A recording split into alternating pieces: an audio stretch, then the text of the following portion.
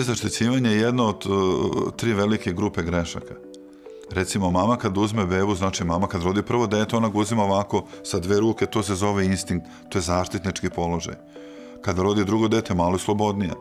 Kada rodi treće dete, ona ga ni ne nosi, nema kad. Znači, nije baš to jako važno nositi tako bebu. Treba nositi bebu, ne treba preterivati. Međutim, tu je tata. Kako tata nosi bebu? Na jednoj ruci, na drugoj ruci, vrti bebu po rukama. Komu to ne da radi?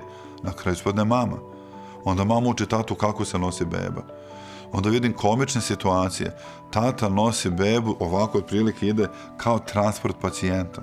Glava je fiksirana, ne može da se pomeri ni 2-3 mm ni na jednu stranu.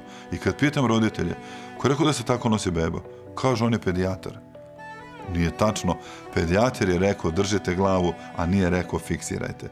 To je kao da je hladno. I kaže doktor, stavite detetu šal, pustite ga da se igra, a mama stavi i šal, i kapu, i još jedan šal i ne pusti ga da se igra. To je prezaštićivanje.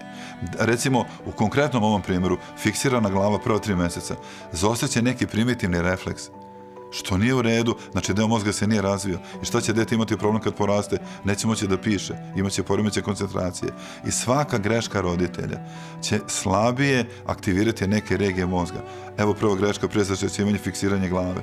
Druga greška, ne damo detetu da puzi, da nešto ne dohvati sa poda. Treća greška, ne damo tati da se igra sa detetom. Četvrta greška, ne damo detetu da skače, da ne padne. Peta greška, ne damo detetu da se vrti. Šesta greška, ne damo detetu da trči, da skače, da nego ga držamo kolicima do 3. godine.